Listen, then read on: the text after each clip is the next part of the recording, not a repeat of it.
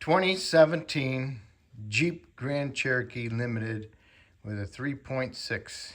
Going to do spark plugs. If you haven't removed your engine cover already, then you need to remove it. It has four grommets. 1, 2, 3, 4. And in the middle, you remove the little door, and there's a Torx bit inside there. And that would be a 27 Torx. Okay, so you might need, these might come up pretty easy, but the back two, you might have to get a bar in there to help pop them up. Okay, now you notice it's kind of dirty, so I'm going to blow it a little bit to kind of help remove some of the dirt before I remove any more components. Next thing to do, disconnect your air intake temp sensor, push the lock back, lift up on the little tab with a pick. I use an angle pick, works the best. There's a little retainer here, it goes there. Mine broke. Undo your 2 clips for your air filter. Go back there, pick up on it, on another little grommet. You can take this whole unit, slide it that way, and lift it up. You have to take off this breather tube. All right, here we are. You can see the 3 coils on this side, but you can't see them over on that side. So you'll have to remove this upper intake plenum. And there's bolts going through the center, and there's some on the side going to brackets. So you'll need to undo your wire harness. Comes over here as necessary. And also EGR exhaust tube right there. And there's some brackets in the front also. Kind of hard to see because of the wire harness. And you got a breather tube right here. You need to undo that clamp, pull that off of there, and it kind of clips into the intake right there. And you got your evap lines going over it as well.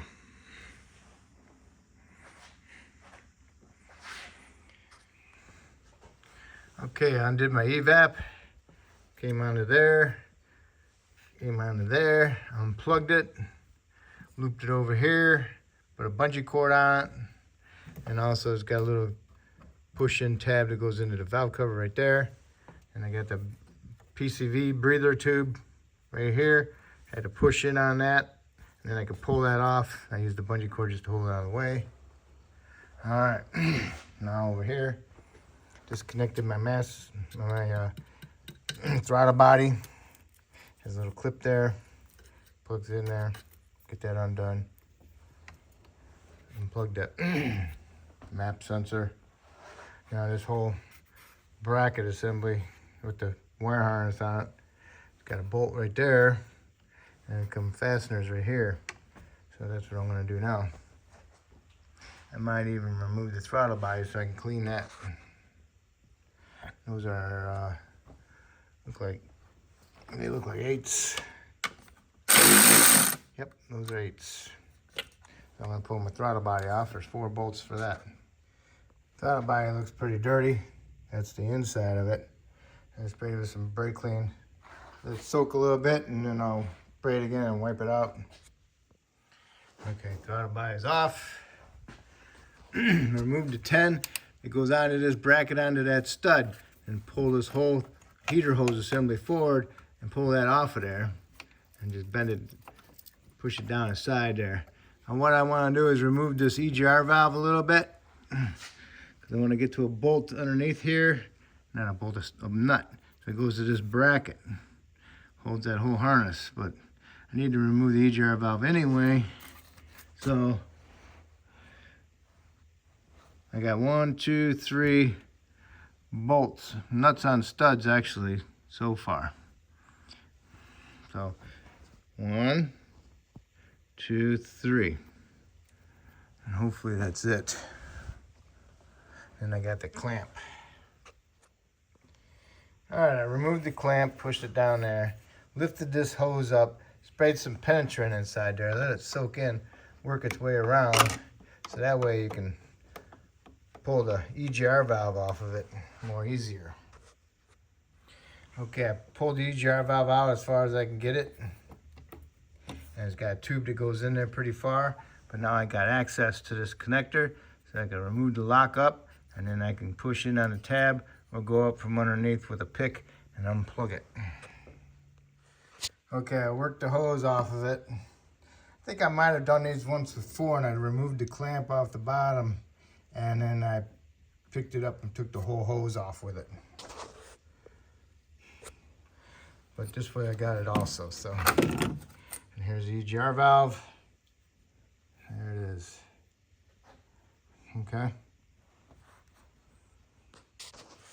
All right, now that the EGR is out of the way, I can get to this nut onto this stud with this bracket and remove that one, and also remove the little bolt down here, the 10 millimeter. Then you can pick this whole thing up off of here. Little tab kind of breaks a little bit. Use a door panel tool. So now you have to remove this bracket to get this separated from upper to the cylinder head that's stuck on there. And also you got a 10 back there to a bracket, and another one back here on a bracket. And you want to pull your dipstick out of the way so you don't break that. Okay, I got the two 10s. Goes in the back, one in the back there, one right here. It makes these bad because of the washers. The washers spin. So you're trying to turn the bolt and the washer's in the way. Okay, close enough. Got 1, 2, 3, 4, and around the corner in the back, 5, 6, 7, 8. Okay. Now there's some things on the back of the intake. We'll have to look it up and pull it forward a little bit and see what we got. I can remove these first two, and I can lift up and screw these into the intake. Only problem is this one. No room. I had to use a ratchet wrench to get this one out. Okay, so we'll keep on trying. Kind of picked up on the corner over here a little bit and picked the whole thing up and slid this way, kind of like that way a little bit. Now it's still kind of stuck on something. I got to hold that bolt up, and there's something in the back. Okay, I got it. This is right here. Got an evap connector on it. Put your door panel tool back there like that. Squeeze the two things in. Push it off, and then come up a little bit and then finish pushing it off. And here it is right here. You just squeeze these two pieces in, one on top, one on bottom. Put this on top of that so you don't forget to put that back in. I always do. All right, so here we are. Here's the coils. Coils, dusty. What you could do is put something over those to cover it up. It might be something kind of heavy, like a piece of cardboard with something heavy on it, and then you can blow it out. Okay, I took out the 10s. The bolts stayed with the coils.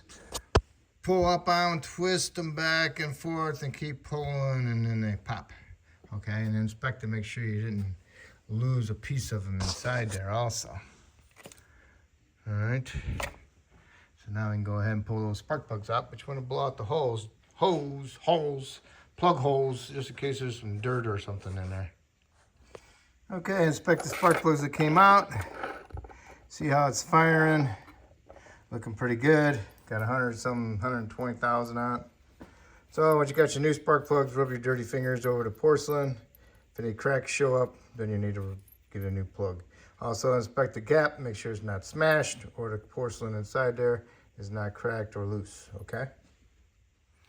All right, get your spark plugs in there. Make sure you start them by hand.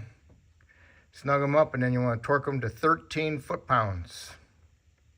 After you got those three in, you want to get some dielectric grease.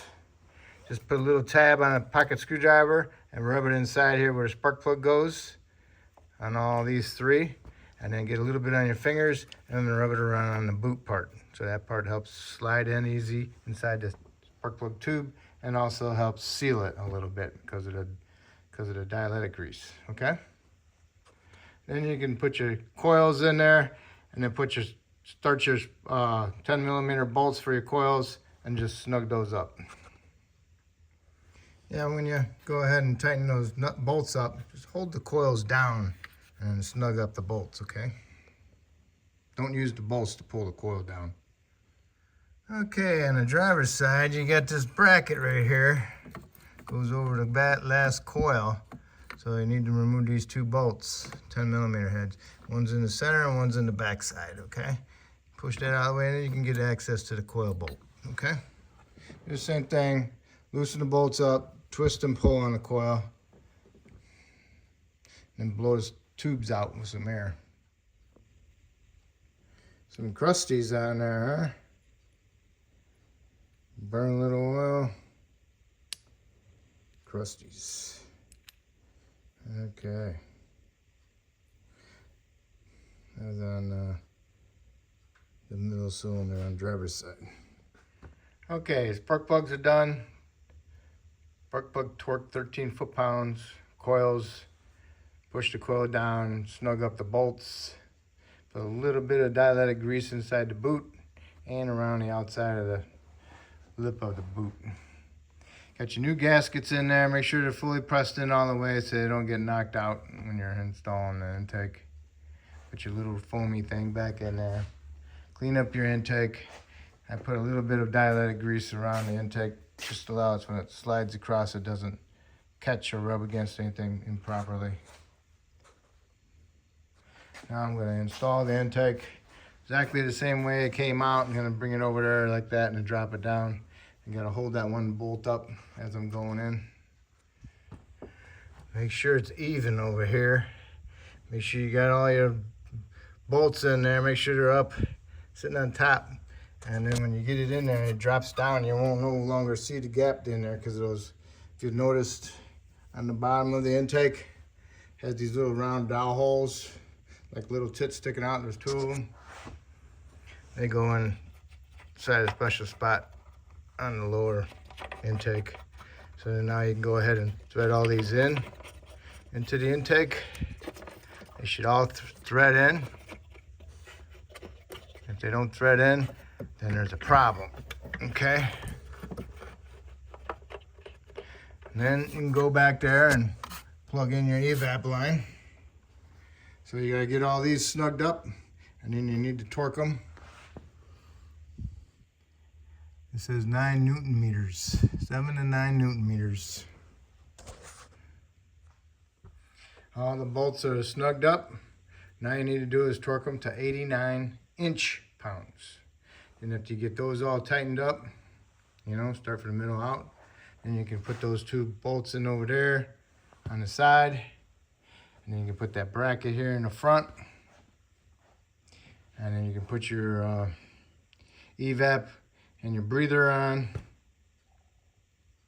and put them inside the little fasteners. Then you can clean your EGR valve and put your EGR valve in there and get it around that tube pipe, okay? Make sure your seal's in there also. All right, you got your side bolts in over there. I disconnected my harness from my bracket and I got my bracket installed. Now I can go ahead and leave this loose until I get my EGR valve in there so I can have a little bit of play, okay? So I'm gonna clean up my area, clean up my EGR valve, and I'm gonna get it pushed in there. Hopefully I get it inside that tube. Okay, I clean the EGR valve best as possible. Put some brake clean in there, scraped it with a pocket screwdriver. Remove as much as carbon buildup as possible. Even bent a little tabs on these so I can remove this. Clean that out best as possible. Cleaned it out inside there, pocket screwdriver. Get all the dirt, carbon got out of there. Okay. Okay, it doesn't matter if this is on that thing or not. But it came out like that, so this is the way it's gonna go back together. Put that in there, make sure the O-ring is on there. The holes are pointing towards the throttle body. So now I can fish my EGR valve in there and get it on that hose. All right, got it pushed in there. 1, 2, and 3. Not that one, okay? Those 3. Push it in there first and just bring it on over, and while it's going in, you plug it in, okay? Now I can go ahead and put my 3 nuts on there, get those tightened up, get my band clamp put back over there, put the band clamp back on there, guide this thing back over that, and put that nut on that for the heater hoses, okay? Okay, EGR valve is in, clamp is on, map sensors plugged in, harness put in back in with the bolt, and a little plastic clip clipped into that bracket. Throttle body is on. Make sure the connector goes on the bottom. Connect the connector on the lock. Put your 4 bolts in, screws, tighten those up. And then now we're ready to put our air induction tube on from the air filter. I'm gonna just get it up in there and get my intake air temp sensor plugged in and my air filter in there, and I'm gonna see how it runs. So they gotta do something else on it yet down below. Okay, got your air filter in there, got your breather tube hooked up.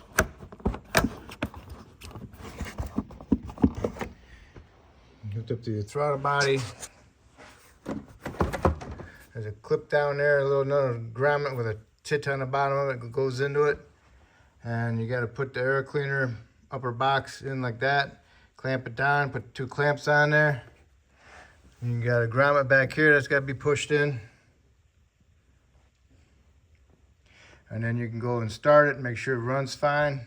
And then you can go ahead and tighten up your hose clamp and make sure your air filter's in properly. And you can put your engine cover on there. Okay, so that's how you do spark plugs. And hopefully I helped you out with this video. And hopefully you can help me out by subscribing to me. And I appreciate it, and always have fun.